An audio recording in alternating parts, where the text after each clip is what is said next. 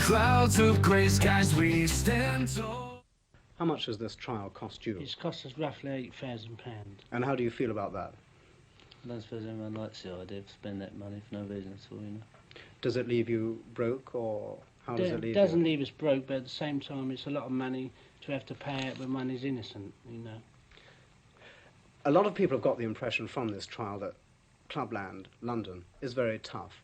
Do you think it is? You run a couple of clubs. Well, in all clubs you get an occasional drunk, you know, and sometimes have to be slung out, and that's why there's doormen and that, but I suppose it's like Clubland all over the world, really. It's just the same as...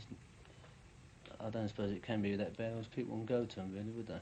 Ronald, what do you think about Clubland in London? Well, I think most clubs are very respectable, you know, and I don't think there's any trouble at all in them, except occasionally. Can you tell me why, during the trial, you didn't give evidence? Well, we was advised by legal people not to give evidence. Why was that? Well, the law of this country is well established. The onus is on the prosecution to prove its case.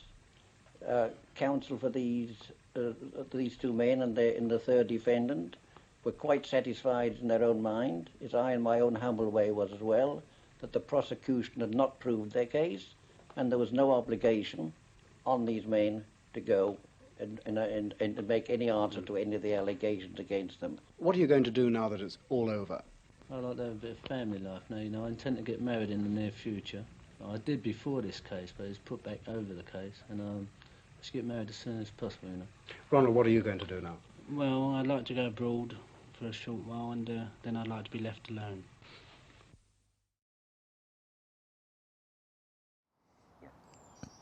Today we are visiting Ronnie and Reg Kray with their brother Charlie, their mother Violet, Francis, and also their father Charlie. Here's a little bit about them. The connections and the influences. They had connections with figures in the establishment, the British government, and even American mafia. In the swinging 60s, the Krays were part of the swinging 60s London scene, associating with politicians, celebrities and nobility.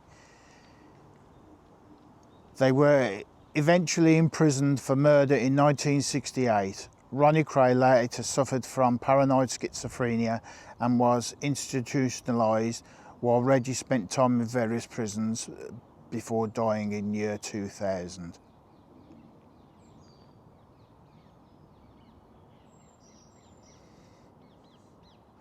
We'll show you around the cemetery before I will show you the actual memorials, graves of Ronnie, Reggie, Charlie, Violet, Francis and Father Charlie.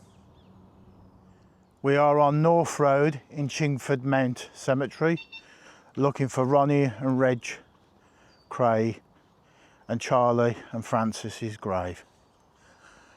It's a big place, this. Very, very, very, very big place.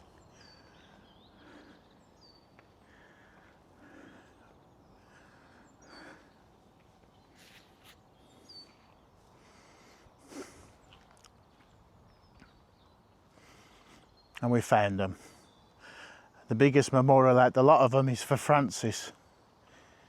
Dear Francis, who took her own life in the 60s. She was only a youngster, she was only 23. And here we are.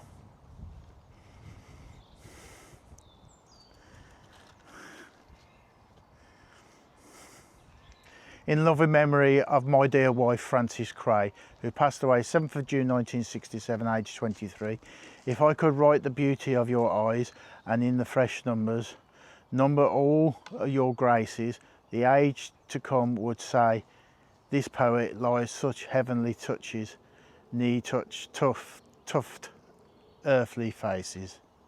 Francis. Also buried in there is Gary Charles Kray, who died on the 8th of March 1996. I think Gary was Charlie's son. Somebody in the comments could correct me if they could, but I'm positive it is Charlie's son. And next door to Francis is Violet and Charlie David Kray, mother and father of the twins. In loving memory of our dear mum and dad, Violet Kray, who passed away on the 4th of August 1982, aged 72. Charlie David Kray, who passed away 8th of March 1983, aged 75. May you both peacefully, our love and memories are always with you. May God bless you both. And right at the back is the ones notorious gangsters of London, England, back in the 60s, who fought with the Richardson's brothers. This is no way to promote or brag about them for what they've done. This is more just to satisfy that I have been, after watching several documentaries programmes with Gary and Martin Kemp, also with Tom Hardy. Here we are. In loving memory, Ronald Kray, born 24th of October 1933, died the 17th of March 1995. Reginald Kray, born the 24th of October 1933, died the 1st of October 2000. Grant them eternal rest, O Lord, and let perpetual light shine upon them.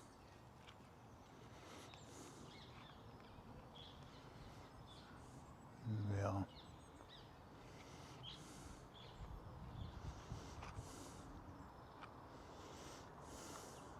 That's Ronnie and Reggie's grave, the twins, otherwise known as.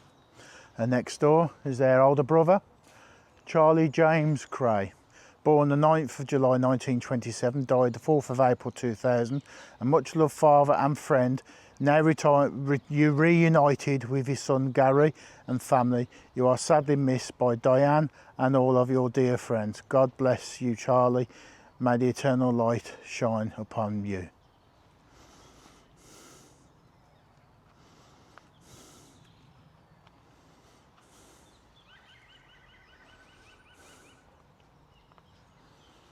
There we are.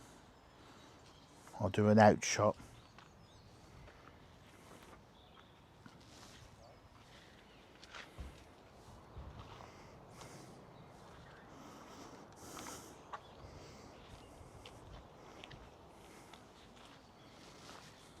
And that's all their graves together in one plot on the corner of North Road and Remembrance Walk.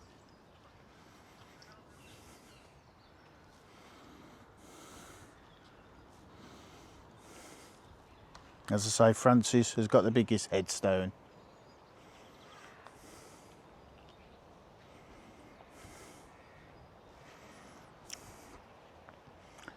And right next door to their graves is a seat, and it's also embossed with a logo. I will show you. There it is.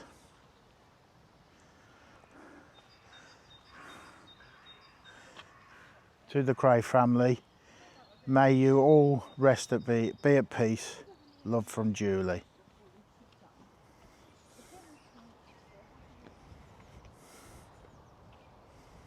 There we are.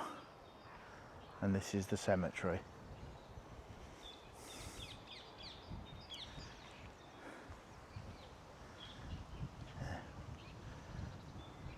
Thank you very much for joining the channel today and watching this video.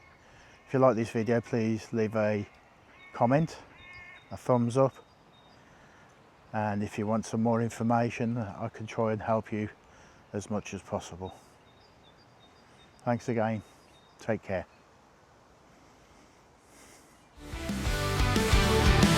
Under the clouds of grey skies we stand tall.